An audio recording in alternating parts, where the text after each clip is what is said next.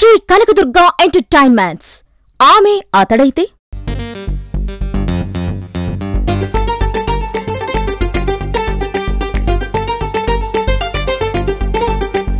కిట్టమారుతే hi కిట్టమారుతే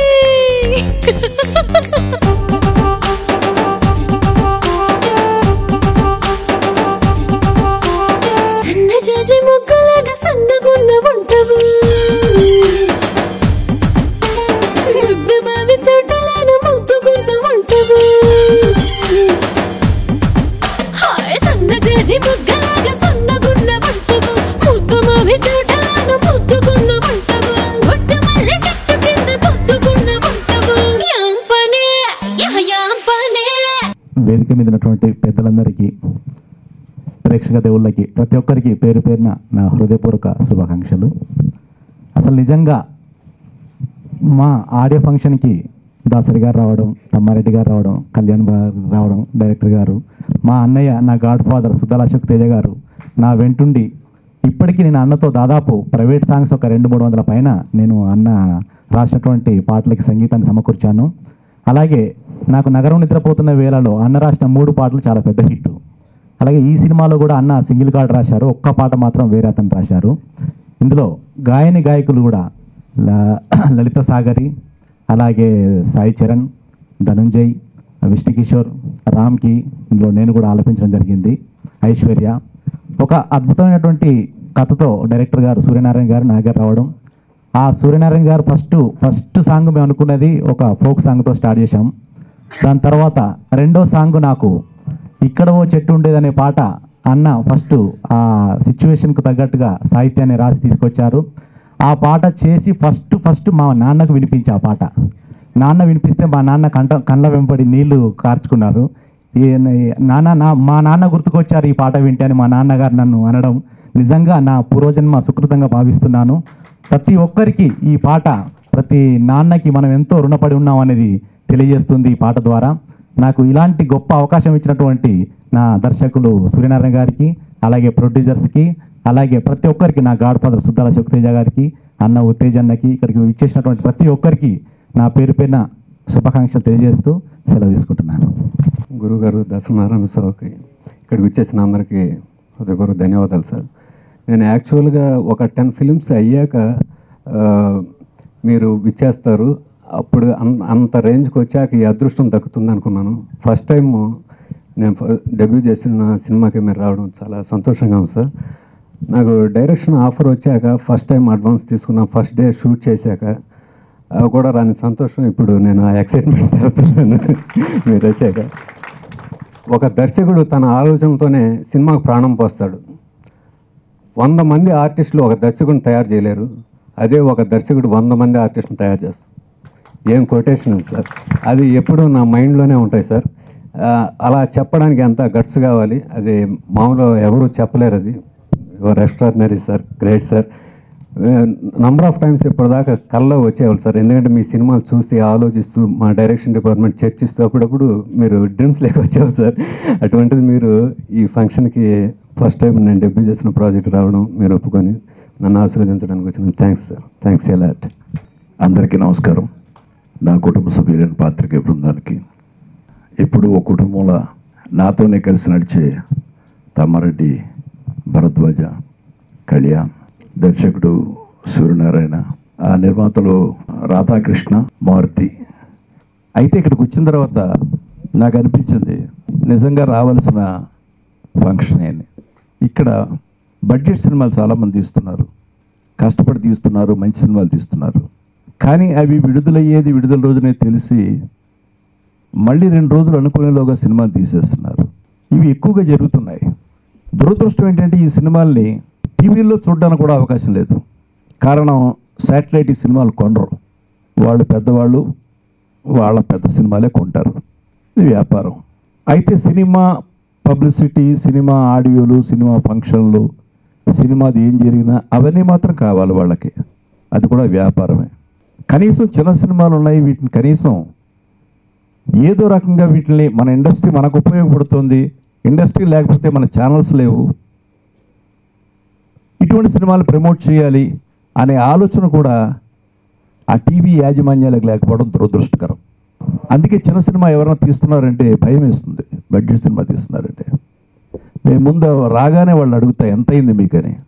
ఇవాళ చిన్న సినిమాకి ఎంత అవుతుందో అంతకు డబుల్ సినిమా రిలీజ్కి పెట్టాల్సిన పరిస్థితి ఏర్పడుతుంది. ఒక ₹1,00,00,000లోనో ₹1,50,00,000లోనో సినిమా తీస్తే ₹1,50,00,000 మళ్ళీ రిలీజ్కి కూడా ఖర్చు పెట్టాల్సిన పరిస్థితి ఉంది ఇప్పుడు. అయితే తప్ప ఈ పోటీలో నిలవలేరు. అసలు పెద్ద సినిమాలకు అయితే పబ్లిసిటీ అక్కర్లేదు. బాహుబలి సినిమా ఉంది, నాకు తెలిసి రాజమౌళి ఒక్క అడ్వర్టైజ్మెంట్ పేపర్లో ఇవ్వలేదు, టీవీకి ఇవ్వలేదు, ₹1 ఖర్చు పెట్టలేదు పబ్లిసిటీకి. నాట్ ఈవెన్ సింగిల్ రూపీ నాకు తెలిసి, ఇఫ్ ఐఎమ్ రైట్. ఆ టీవీలో చేసుకుంటాయి ఎందుకంటే వాళ్ళకి అవసరం. కానీ ఇలాంటి సినిమాకి మాత్రం ఆ స్థాయిలో ఖర్చు పెట్టాలంటే వీళ్ళ వల్ల కాదు. కాబట్టి ఇలాంటి సినిమా మౌత్ పబ్లిసిటీతో రావాలి. మౌత్ పబ్లిసిటీతో రావాలంటే కనీసం ఒక వారం రోజులు ఆడాలి. ఆడితేనే కానీ అది మౌత్ పబ్లిసిటీ రాదు. అందుకే చూడండి, సినిమాలు బడ్జెట్ సినిమాలు రిలీజ్ అయిన పెద్ద సంస్థలు రిలీజ్ చేసిన సినిమాలు నిలబడి వాటిని సస్టైన్ చేస్తే ఒక వారం రోజులు తర్వాత విజయవంతంగా నడిచాయి. ఈ మధ్య చిన్న సినిమాలు చాలా సక్సెస్ అయ్యాయి. దానికి కారణం మంచి సినిమాలు తీస్తున్నారు. కానీ ఇది మంచి సినిమా జనంలోకి వెళ్ళడానికి అవకాశాలు మాత్రం చాలా తక్కువగా ఉన్నాయి. అందుకోసం మేము ముందుగా నిర్మాతలకు చెప్పేది ఏంటంటే, ఈ సినిమాను బాగా ప్రమోట్ చేసుకోండి. మంచి టైటిల్, మ్యూజిక్ బాగుంది. నేను ఇప్పుడు 3 పాటలు 4 పాటలు ఉన్నా. నిజంగా చాలా బాగా చేసావు కృష్ణ. అలాగే ఆ కుర్రాడు ఆడవేషం మగవేషం 2 వేశాడు. ఇది అతనికి మంచి ఫౌండేషన్ పడాలి. ఇప్పుడే చెప్పాడు ఆ కుర్రాడు హీరో గారు, ఇక్కడ ఉన్న వాళ్ళు ఎవరితో మాట్లాడాలంటే కిలోమీటర్ దూరంలో నిలబడి మాట్లాడిన స్థాయి అని. చాలా సంతోషం బాబు. ఇది 50 ఏళ్ళ నుంచి చాలామంది హీరోల నుంచి, మొట్టమొదటి వచ్చిన హీరోలు ఎంత నుంచి వింటున్నాను ఈ మాట. ఒక్క 2 సక్సెస్లు వచ్చిన తర్వాత నిర్మాత కిలోమీటర్ దూరంలో నిలబడి మాట్లాడాలి వాళ్ళతోటి. డైరెక్టర్ కూడా కిలోమీటర్ దూరంలో నిలబడి మాట్లాడాలి. ఎందుకంటే బహుశా ఒక్కోసారి డైరెక్టర్లతోనూ మా ప్రొడ్యూసర్లతో మాట్లాడరు. ఎందుకంటే వాళ్ళ తమ్ముళ్ళు లేకపోతే వాళ్ళ బావమరుదులు లేకపోతే వాళ్ళ పిఏలు వాళ్ళతో మాట్లాడాల్సిన పరిస్థితి ఉంటుంది. కాబట్టి నువ్వు అన్నమాట నిజంగా సక్సెస్ అయితే అలాగే నిలబడుకో బాబు. నేను చాలామంది కొత్త వాళ్ళకి చెప్పాను, అదే మాట నీకు చెప్తున్నాను. దర్శకుడి గురించి నేను విన్నాను, చాలా కష్టపడి పనిచేసే మనిషి అని. ఆ దర్శకుడు ఎవరో నాకు ఇంతవరకు తెలియదు, ఇప్పుడే చూశాను నేను. ఈ పాటకు ఒక సిచ్యువేషన్ పెట్టుకుని ఈ పాట రాయించాలనుకున్నాడంటే డెఫినెట్గా అతను మంచి టేస్ట్ ఉన్న డైరెక్టర్ నాకు ఇప్పుడు అర్థమైంది.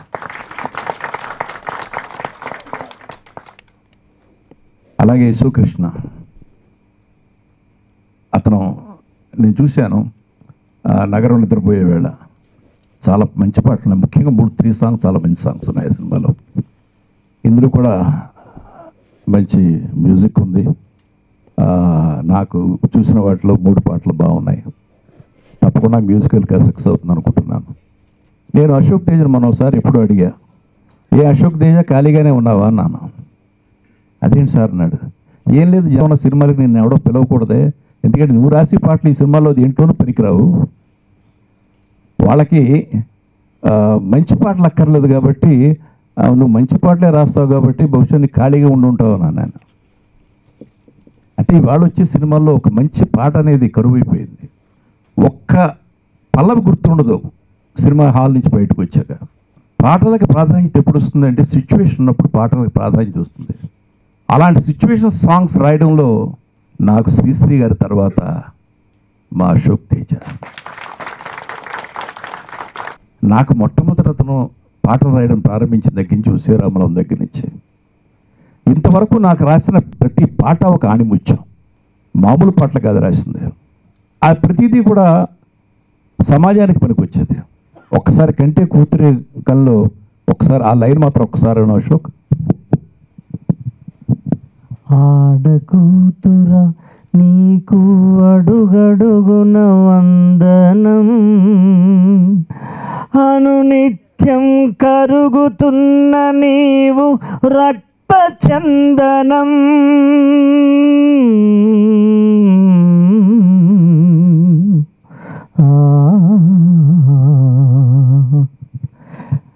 పెళ్లి పీటపై కంఠాన్ని ముడేసి అక్షంతలతోనే మంత్రాలు నేల పాలు ఆ మరునాటి నుండే నీ బ్రతుకు బూటు కాలు. ఇలా పాట. ఇలాంటి ఎన్నో పాటలు రాశాడు.